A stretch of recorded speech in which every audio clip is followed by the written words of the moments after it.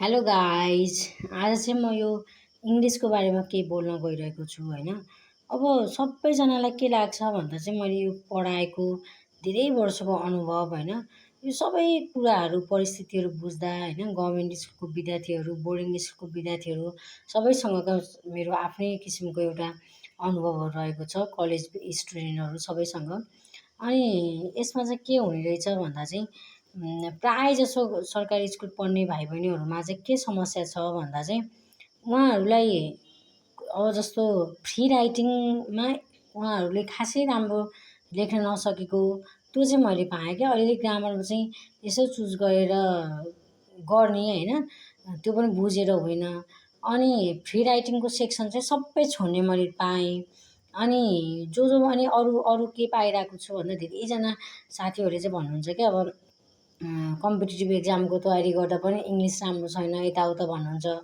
त्यसमा चाहिँ म चाहिँ के भन्न चाहन्छु भन्दा चाहिँ मेन भनेको इङ्ग्लिसमा अब bachelor level, plus two level होइन, जति पनि इङ्ग्लिस पढ्नुहुन्छ हजुरले यो कलेजको एक्जाममा चाहिँ पास गर्नको लागि चाहिँ हामीले सबैभन्दा पहिला लेख्नको लागि सक्नुपर्छ है।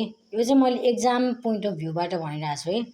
लेख्नलाई सक्नुपर्छ, त्यसमा फ्री राइटिङ आउँछ, फ्री राइटिङ लेख्नलाई आउँदैन अब होइन। अनि त्यस पछाडि चाहिँ के हो भन्दा चाहिँ किन लेख्न आइरहेको छैन भन्दा चाहिँ किनकि हामीले कहिल्यै पनि त्यो प्र्याक्टिसै गरेनौँ कि त्यो कसरी लेख्ने भनेर है। अब लेख्ने भनेर प्र्याक्टिस गर्दै गएनौँ अनि अब जस्तो write in essay about your country भनेर एक्जाममा आयो, आफ्नो देशको बारेमा लेख भनेको छ।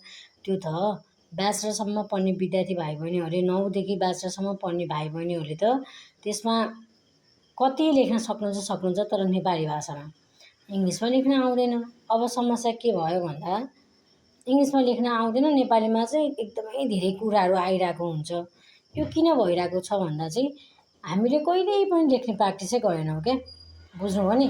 त्यही भएर चाहिँ म सबैजनालाई के अनुरोध गर्न चाहन्छु भन्दा जति पनि गभर्मेन्ट स्कुलमा पढ्नुभएको भाइ बहिनीहरू हुनुहुन्छ, जति पनि जसले लेख्न सकिरहनु भएको छैनन् इङ्ग्लिसमा भने उहाँहरूले चाहिँ लेख्नको लागि चाहिँ अति नै धेरै प्र्याक्टिस गर्नुपर्छ है। लेख्नको लागि प्र्याक्टिस गर्ने, डेली दिनभरि के गर्नुहुन्छ त होइन, त्यसको बारेमा लेख्ने र त्यसलाई नै सहयोग गर्नको लागि चाहिँ मैले आज केही पुस्टे सानो सानो शब्दबाट, फ्रेजबाट कसरी सुरु गर्न सकिन्छ त भनेर लिएर आएको छु। हेर्नु होला है त। जस्तो कि हजुरहरूलाई एकदमै सामान्यभन्दा सामान्य बाट चाहिँ मैले बुझाउन खोजिरहेको छु।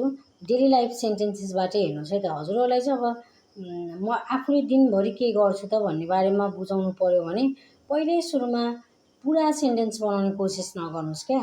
सुरुमा पुस्टे सेन्टेन्स होइन, पुरै रूपमा नबनाउनुहोस्, तर बनाउन चाहिँ बनाउनुहोस्। एउटा कुरो के हो भन्दा चाहिँ हामी एरर गर्नलाई डराउँछौँ। एरर गर्नुहोस्, जति सक्दो गर्नुहोस्, तर लेख्न नछुनुहोस्। यसरी बनाउनुहोस्। बरु आई वेक अप भन्नुहोस्, म उठ्छु भनेको यो भने I wake up at what time त्यहाँ लेखेको छ, कति बजे उठ्नुहुन्छ त्यो लेखेकै छैन, किनकि हजुरले आएन होला, लेख्नु भएन होइन। आई ब्रस, म ब्रस गर्छु। आई कम्पिट, म पुरा गर्छु।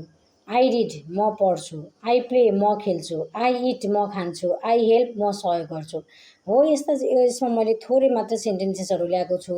अब म अर्को भिडियोमा चाहिँ डेली लाइफमा प्रयोग हुने यस्तै 10-20वटा अरू सेन्टेन्सेसहरू पनि लिएर आउनेछु अर्को भिडियोमा। यो अति लामो भयो भिडियो, त्यही भएर होइन। यसरी कोसिस गर्नुहोस् क्या हजुरहरूले, बुझ्नुभयो नि। तर लेख्नलाई नछोड्नुहोस्, यति भने पनि लेख्नुहोस् क्या। आएन भने भोलिपल्ट के लेख्नुहोस् भन्दा यदि आफूलाई लेख्न आएन भने I don't know how to write भने लेखिदिनुहोस् क्या, तर लेख्नलाई नछोड्नुहोस्, बुझ्नुभयो नि। हो, त्यहीँबाट सुरु हुन्छ हाम्रो राइटिङ जर्नी, त्यहीँबाट जान्नुहुन्छ विद्यार्थी भाइ बहिनीहरूले लेख्नको लागि, बुझ्नुभयो नि। Thank you so much. यदि इङ्ग्लिस सम्बन्धी यस्तै भिडियोहरू चाहनुहुन्छ भने मलाई हजुरहरूले यो युट्युब च्यानल, फेसबुक रिल्स होइन, यसमा चाहिँ हजुरहरूले फलो गर्न सक्नुहुन्छ। मेरो च्यानललाई सब्सक्राइब गर्न सक्नुहुन्छ। Thank you so much.